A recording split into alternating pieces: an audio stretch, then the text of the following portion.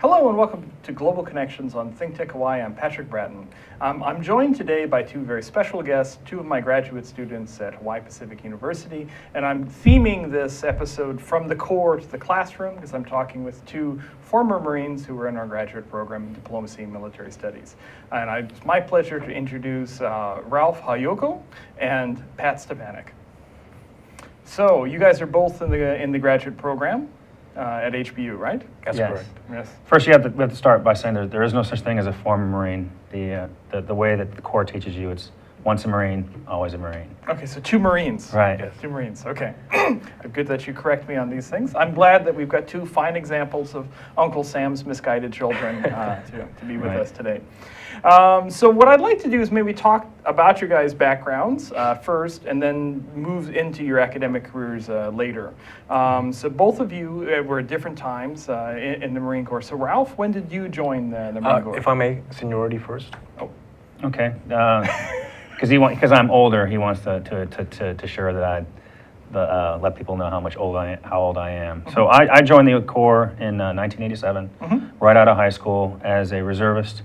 And the program I joined under was allowed you to go to college while you were still worked in the reserves.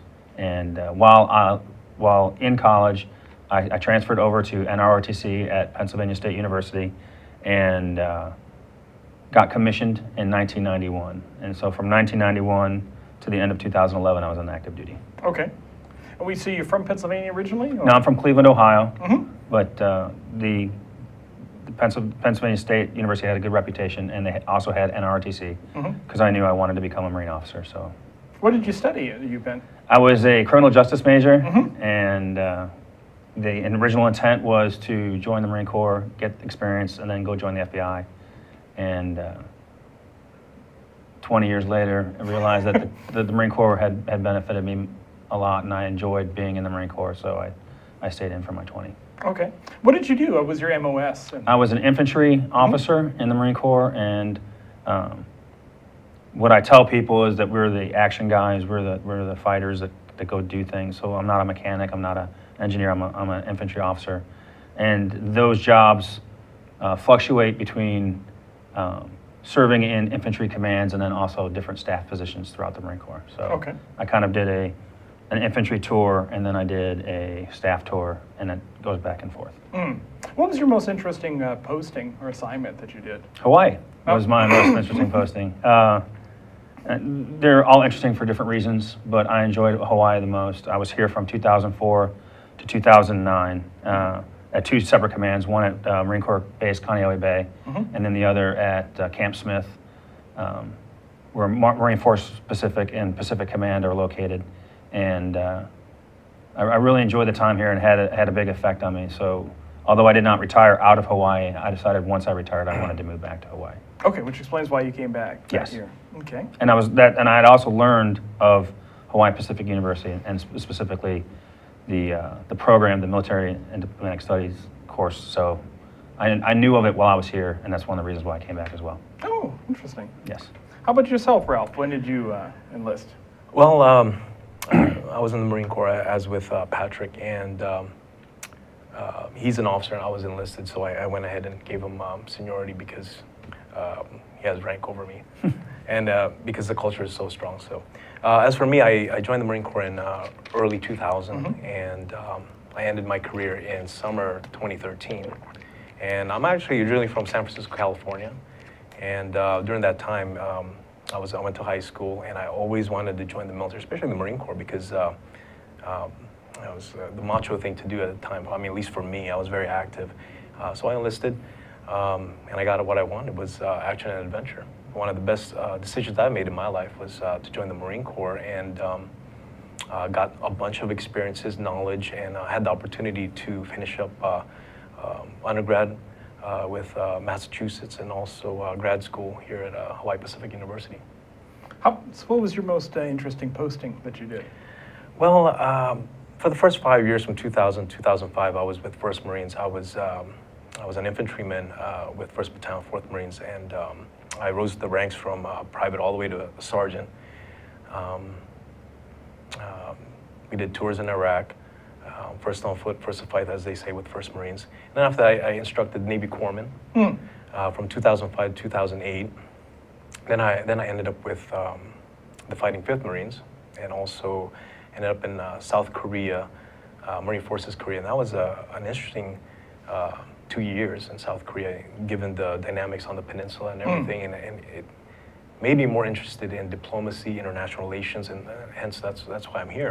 And I also got the opportunity to live in, be stationed in Japan, train with the Japanese Self-Defense Forces, and I ended my career in Hawaii. And I ended up in Hawaii, and I love Hawaii. I mean, it's so beautiful, it's so warm year-round, shorts, and I decided to stay. And I found out about Hawaii Pacific University through some local students, and I read about it, and I'll tell you, the diplomacy program is wonderful. I learned a lot, and one of the best decisions I made.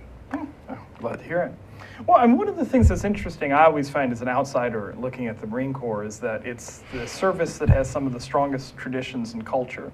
I mean, whether from having, I would have to say, the best uniforms, or a lot of these other sort of traditions and slogans and things. For you, what's the thing that really, as you went through it, if I will, a sort of cultural symbol or a myth that really was true as you went through it, that it was something that really meant a lot to you?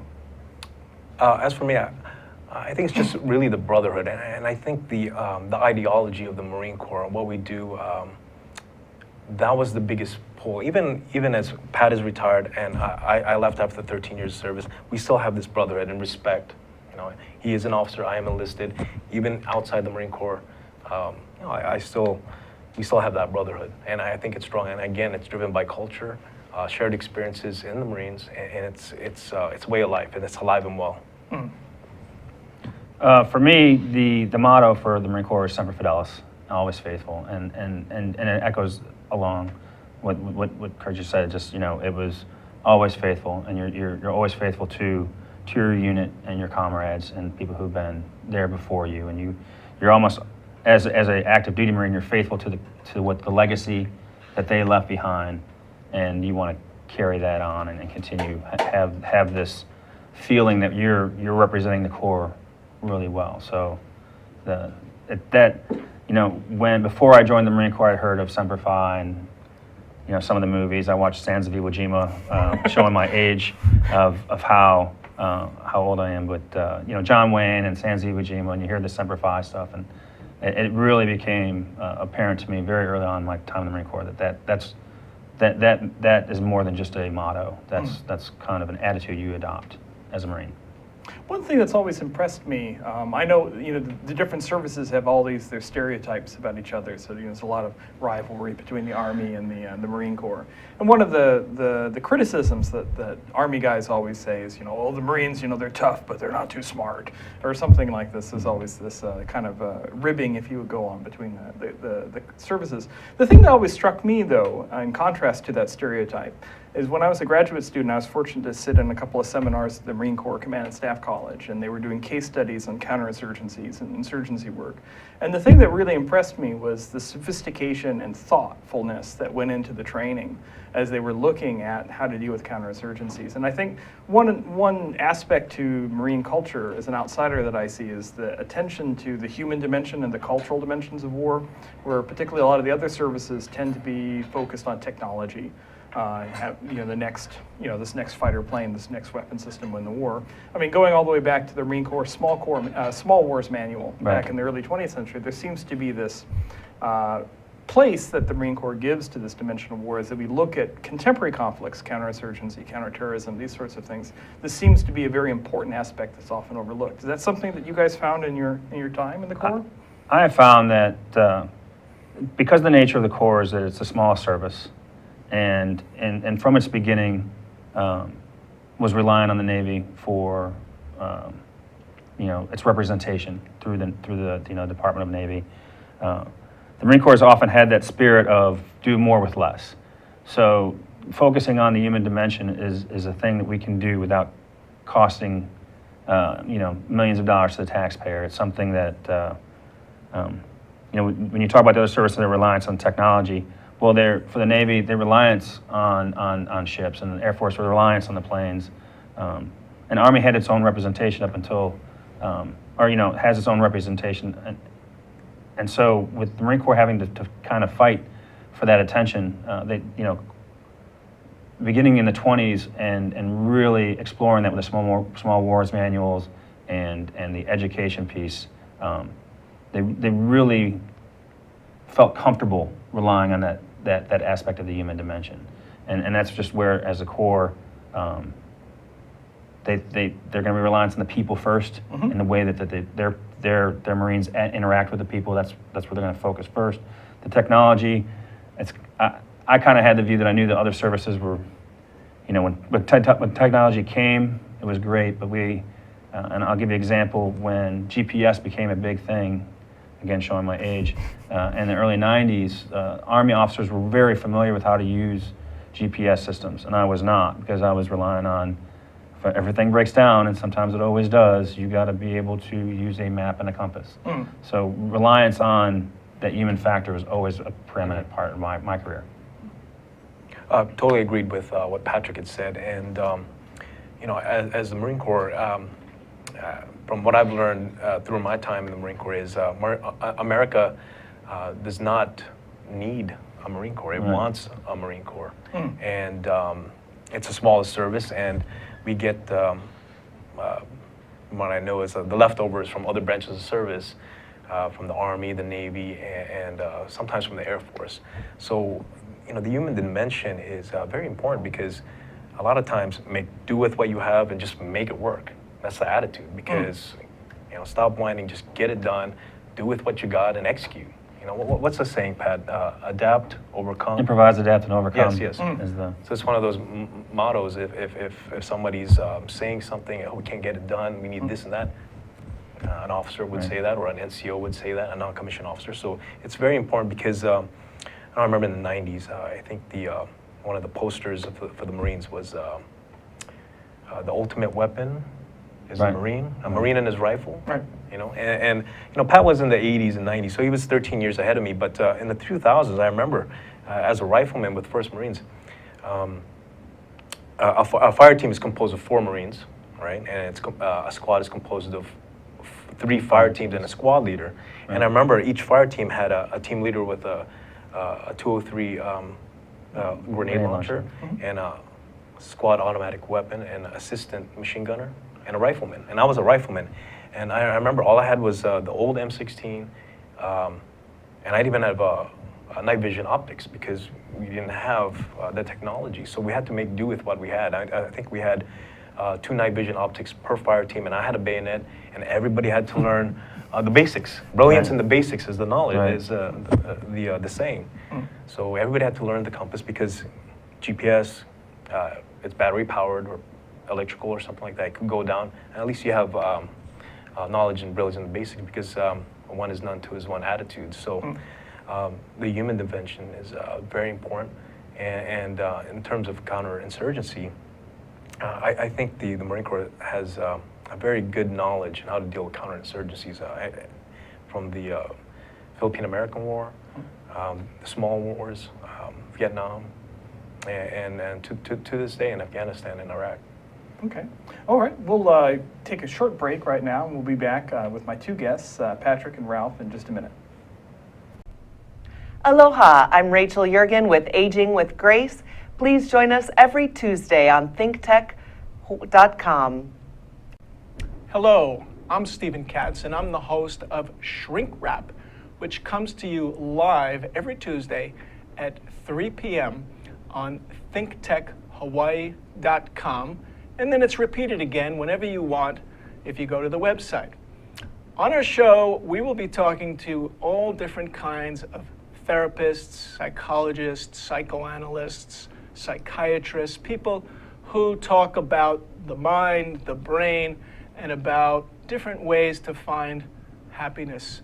I myself am a marriage and family therapist in practice here in Hawaii, and I hope you will join us, because I've got a lot to learn, you've got a lot to learn, and it's a great ride. Thanks a lot.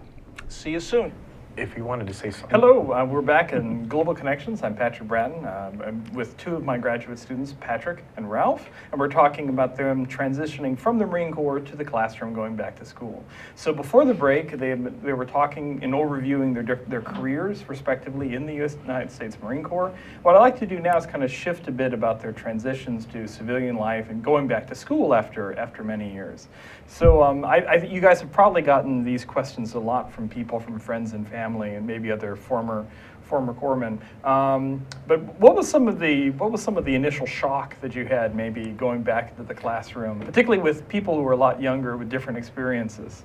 And I remember this exactly, when the Pro Bowl was here 2 years ago, I had just started back up, and I had a paper due for Dr. Price, and I was sweating what I was going to write for 6 pages worth of information. And the transition, my last several years in the Marine Corps, everything is condense it. If you can't finish it on 1 page, it's not going to get read.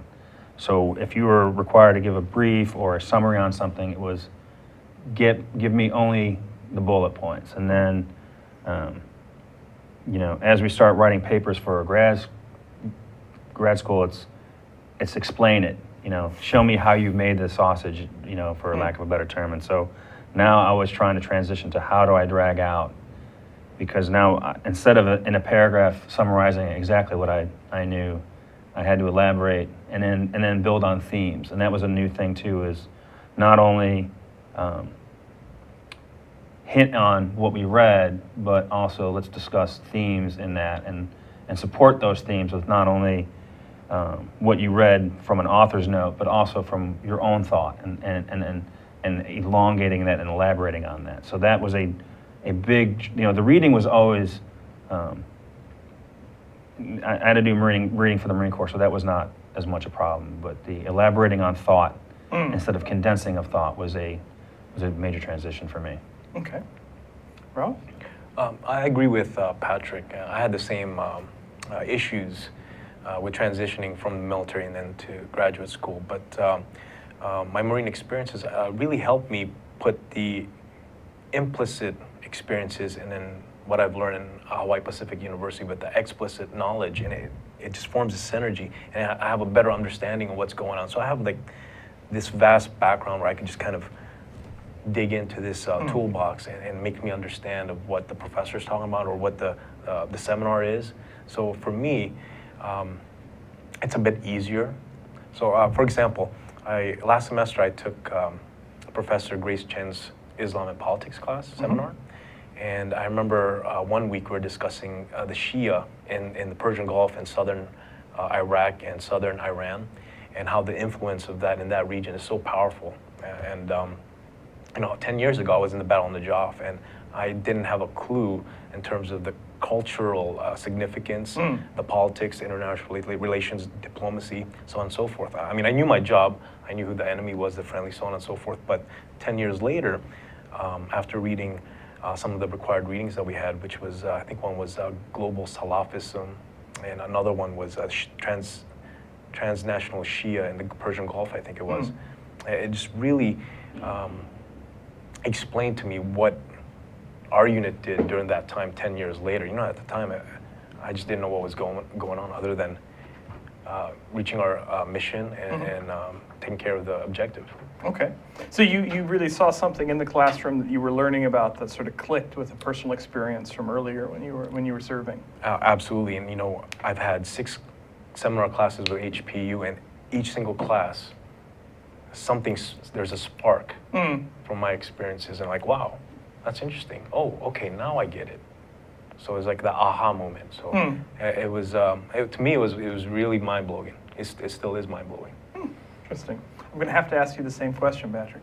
Something that you did in the classroom, you learned about that clicked with some of your previous experience? Well, my last duty station in Hawaii, I was with Special Operations Command Pacific, and I was the liaison for the Marine Special Operations Command, and I was also a current operations officer for Southeast Asia, which included Indonesia, Malaysia, Thailand, and Philippines. And so in learning, the interest was there. So I wouldn't say it was a click, is that the seed has already been planted of my interest and some knowledge of the area. So when, for example, when you learn diplomacy, or historical diplomacy in China, or how it had an influence on the region. I'd already had an interest in the region, so it felt very natural to go into that.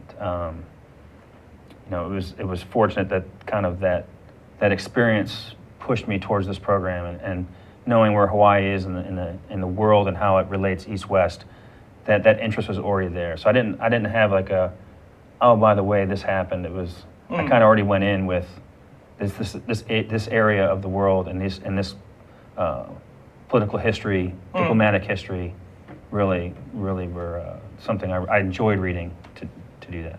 Okay. One of the things I always enjoy in our seminars is that while we have an interesting mix of students. So we have a large number of students who are either active duty, retired, who are serving in PACOM in some capacity or one of the other commands.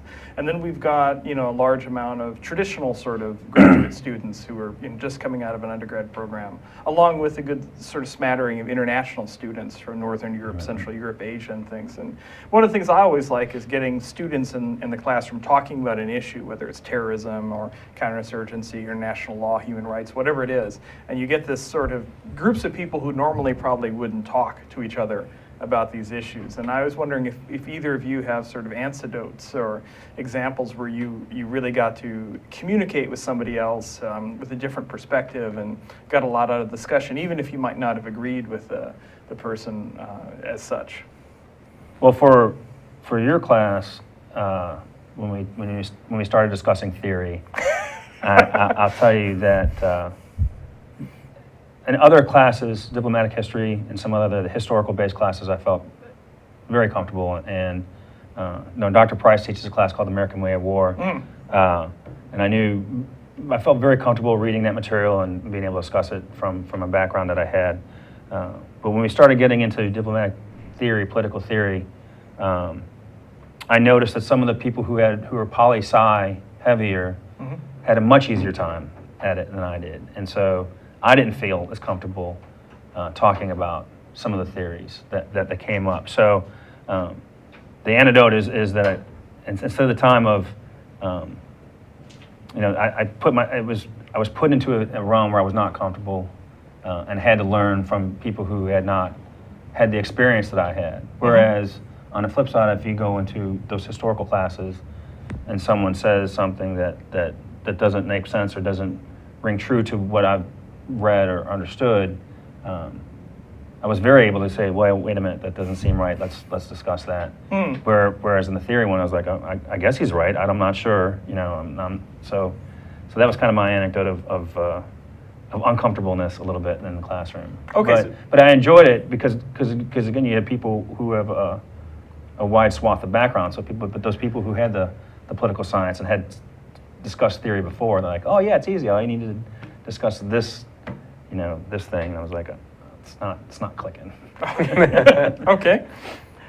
For me, I'm gonna have to agree with Pat. I had the same actually. When it comes to the theory part, a lot of this stuff I never heard of, to be honest with you. And until that's why I'm so happy and glad that I'm at HPU and I'm learning all this really interesting stuff in the theory, because I'm beginning to link theory and practice, right? So a lot of times in the real world, without theory, practice sometimes doesn't work, or vice versa. So to me, it was a lot better for me to comprehend everything, how it was unfolding. And as far as the history part, and I agree with what Patrick said, I had a better understanding of the history part because I could dig through my past experiences and have a better understanding. For example, I took your class in national and international security this last semester, and I remember one of the topics we had was the reemergence of China in the 21st century, and I remember the Obama administration, the so-called pivot to Asia, or pretty much a great majority of the history of the 21st century will be in the Asia Pacific. And during that time, I got to train with the Japanese Self-Defense Force. In fact, it was the 41st Japanese Self-Defense Force Infantry Regiment. And the scenario was to assist the Japanese forces retake an island from an occupying force previously. Of course, no specific countries were named. Sure. But people in political science, history could kind of put it together. So I thought it was very, one, I think it's cool, it's interesting, but now I have a better understanding on the theory side of things. Mm-hmm. So I'm just happy that everything's just clicking for me. And it inspired me to write my thesis on one of the countries in the Asia Pacific region. Okay. What, if you guys look back on your courses, or is there a particular course that really has really, I don't know, touched you in a certain way, really inspired you that you took? You don't have to say mine. I was going to say your India class and your the National and International Security. Those are the hallmarks of my of my academic career. No, I think it's an amalgamation. Some classes I liked more than others, but and Dr. Asla's classes on diplomacy, historical diplomacy, and he also had East Asia diplomacy. Those are some of the breaking into the books where archives have been recently being discovered, and learning Cold War history that I didn't know, because now we can kind of we had a chance to see behind the curtain a little bit. That was very revelatory toward me, and it made me realize too that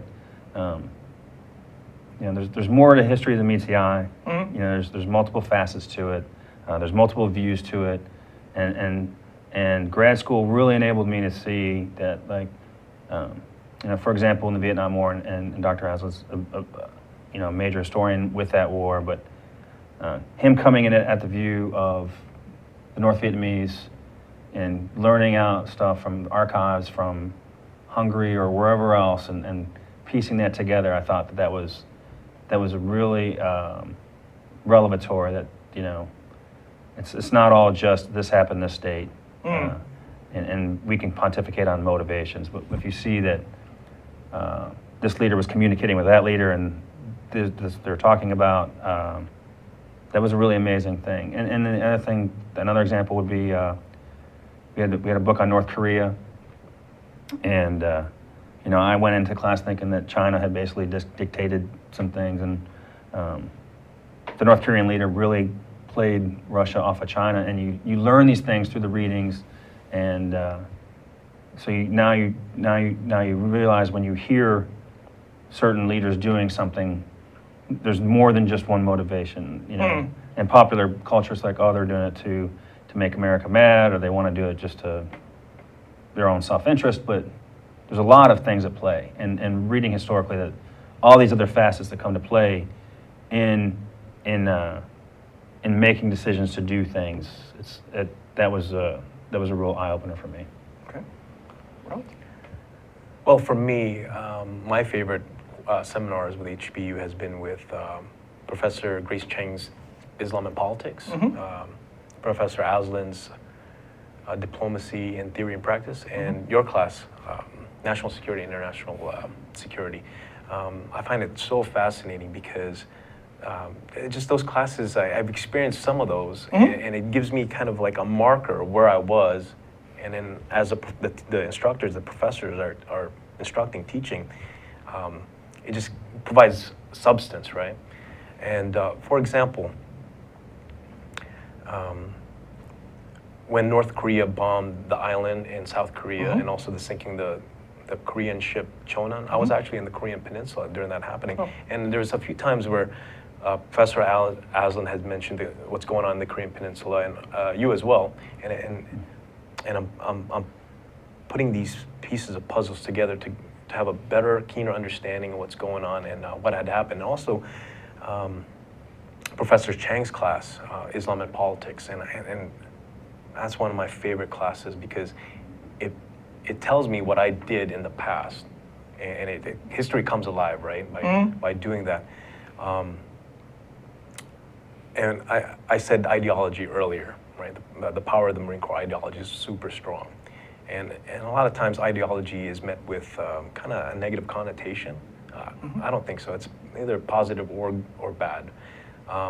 in one of her books, Global Salafism, I remember reading how people get radicalized to do terrorism or other heinous acts. And I'm reading this, and I'm like, wow, the power of ideology is so powerful. It could be used for good or bad, because I remember, wow, in Marine boot camp, it's kind of similar to that, but of course, done in a different way, Right. a meaningful way, in a positive way. So those are my favorite classes, and like what I said, history comes alive. Excellent. Well, we'll have another short break, and we'll come back and continue our conversation with Patrick and Ralph. Okay, I'm Jay Fidel, that's Ray Starling. We co-host a show called Hawaii, the State of Clean Energy, every Wednesday, 4 to 5 p.m. It's really interesting. You know, Ray has a way of unzipping these guys. He asks them these questions, and all this stuff tumbles out, and we find out stuff we would never know about without Ray's questions. Thank you, Ray. You're welcome, Jay. I'm very pleased to be your Ed McMahon every Wednesday at 4 o'clock here on the internet. So you can join us and see what's happening in the energy world, and there is a lot going on. So join us every Wednesday at 4 o'clock. Yeah, come around, be energized, right here on Think Tech. Aloha. Hi, my name's Hillary Weinberg. I'm the host of The Whole Gamut on Think Tech Hawaii. See us live every Tuesday at 1 p.m. or on our YouTube channel to hear us talk about world affairs from Hawaii and beyond. See you then. Aloha! How you doing? It's me, Angus McTech, wishing you to welcome and join us to see us on Hibachi Talk on Think Tech Hawaii. Join my co-hosts, Gordo the Tech Czar and Andrew the Security Guy, every Friday from 1300 to 1345. We look forward to seeing you. We'll talk tech and we'll have some wee bit of fun. And remember, let your wing gang free wherever you be. Aloha! One. Hello and welcome back to Global Connections. I'm Patrick Bratton. I'm talking with two HBU graduate students and Marines, Ralph and Patrick. And what I'd like to do now, Ralph mentioned earlier in the conversation talking about some of the thesis plans. So I'd like to kind of ask you guys what you guys are going to do for your sort of capstone experiences in the program. At the end of the MA program, the students normally will write some sort of either an MA thesis or professional paper on a topic if they're choosing. So I know, Patrick, you've gotten a little bit farther along in the program. Right. So maybe ask you what you were thinking about writing about. Oh, and I kind of light up talking about this, and so when I see people's eyes glaze over, I know I've hit, but the subject I'm focusing on is the U.S. relationship with the Philippines, and specifically how that relationship has changed from post 9/11 to around 2015. I've chosen that window because immediately after 2011, the Philippines were engaged in a fight with separatists down in the south. And the majority of aid and technological help and capacity building that we did with the Philippines was to fight a insurgency in the south. So the money and the manpower were dedicated to that. During the Obama administration, that had changed, and the focus, along with what Kurt mentioned earlier about the pivot to the Asia, the change had gone from fighting an insurgency to building their maritime capacity in the north and building up their Coast Guard and their maritime awareness because of what's going on with the Spratlys and between them and between the Philippines and China and some other nations in the area. So there was a deliberate focus of we're going to shift from this to that. We signed a defense agreement with them during that time that then Secretary of State Clinton kind of oversaw. So I'm looking at that transition, and the thesis question is why did the transition change? Talking to Dr. Hart, who leads the program, he says you're probably not going to find this memo that says no longer this, now this. It's going to come over time. And building that case evidence of, the way I envision this going is establishing what we did post 9/11, and the policy statements, and the current, the defense agreement that was in place at that time, focusing on that, and then seeing how policy statements change. So a majority of my research comes from the primary sources of the president and the national defense security policy, trickles down to the national defense policy, which trickles down to the PACOM policy, and seeing how all those documents transition and looking at, and there's probably 4 or 5 in that time frame between 2001 and 2015, where I can look at each one, say, okay, focuses on this, and then see where that shift will, and lay out that evidence of, it was during this time that the shift occurred to present day. Because, and the reason I chose that subject is because it's very applicable today. We're very engaged with the Philippines. The Spratly Islands is a big concern, and it's not specifically focused on Spratly Island, but how the U.S. engaged with the Philippines and how we wanted them to shift from one focus area to another. To bring in your favorite subject, theory, for a second, you probably remember Fever's theory on civil-military relations and working versus shirking. Right. Not so much in the civil context, but sort of in an allied context. What we often see in allied patterns is the larger partner would like the smaller partner to maybe change how they do things. And then so they say, okay, we will give you more resources if you follow along with this new NATO doctrine or this new doctrine for the Pacific, whichever ally you would like to look at. Do you see in the case that you're looking at is the Philippines, say, working along with what the U.S. wants, or is there a certain degree of, as Fever would note, shirking in the sense of, oh yeah, we want your resources, we want this, but we'll say we're doing this and we'll kind of shift and still do these other things? I think with what I've read in recent articles, the South China Sea or the Philippine Sea is a major concern for the Philippines. And when instead of providing them, say, infantry resources, rifles, those kinds of supports, and now we're giving them boats, it almost lends itself to you can't use your boats to, for helping you build a Coast Guard capacity. That's not really going to help you fight that insurgency in the South. So I see the Philippines may have a different set of priorities, and trying to find that out will be interesting. But I'm not sure how they could really shirk some of that, because their priority.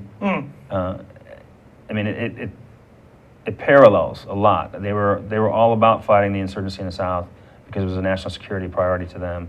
And although it is a major security issue of theirs, the building of islands in the South China Sea, run-ins with China and some of their vessels, they're building a Coast Guard or a maritime capacity at North is very important to their national security.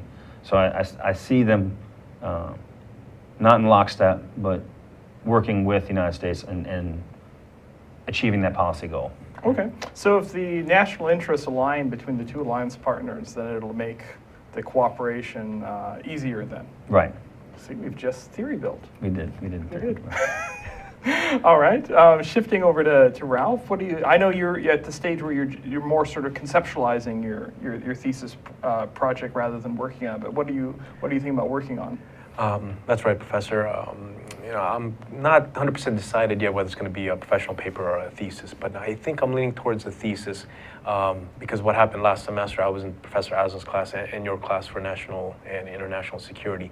And one of the books we read in Professor Aslan's class was Zhang Wang's Never Forget National Humiliation. The 100 years of humiliation under foreign subjugation of China, and how that is driving foreign policy, their thinking, how it's kind of sort of conditioning the Chinese people for a reemergence of China upon the world stage. And I think we saw that with the 2008 Beijing Olympics, the increase of Chinese vessels in the South China Sea, and I want to say the expansion of Chinese military. So I think I want to explore that. And again, the central theme is the human dimension, how powerful that is, and how that's a catalyst for action. So you're really interested in sort of the role that historical memory and the culture of historical memory, and perhaps even education and sort of national consciousness influences sort of foreign and security policy for China? Well, absolutely. And some of the readings that I've got to read was You Let Me Borrow Your Book, which is Red Star Over the Pacific. What a fascinating book. So that really got me going into this topic. And also some of the books that I read by Henry Kissinger regarding diplomacy. His other two books, one on China and World Order. So that's driving me to go that route. And also just really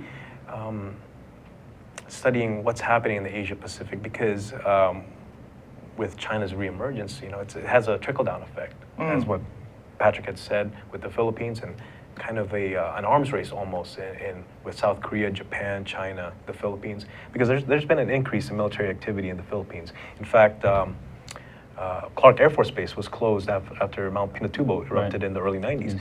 And in fact, I was in that area about 3 years ago in 2012.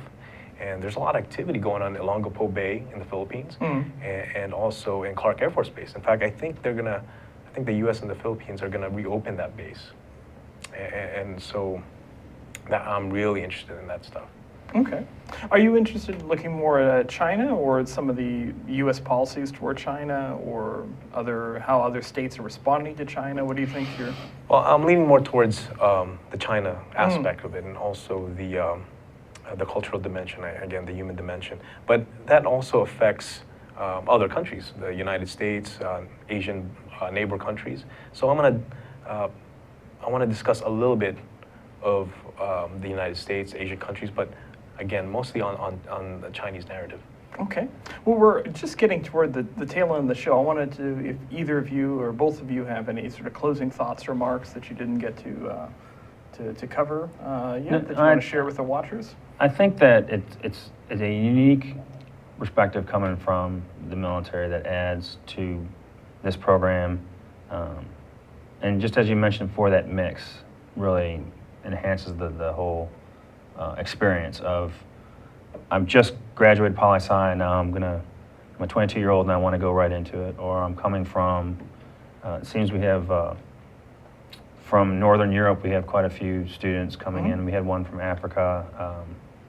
Just the other side of the coin. So I think we would be less rich if we were just all military guys just getting together and talking about this stuff. But having that extra mix was actually really beneficial for my experience here at HBU. Okay. Well, for me, given the location of HBU and the Hawaiian Islands, so it was natural for me to pick the Asia Pacific region. And like what I said, the last 5 years of my time in the Marines has been geared towards the Asia Pacific region, and it really inspired me to research that stuff. I remember in 2008, 2009, the top Marine leaders, the generals, were, hey, you know what, Marines? I know we've been locked in Asia, Central Asia, for the past 10 years, and we want to refocus back to our amphibious roots from a naval aspect.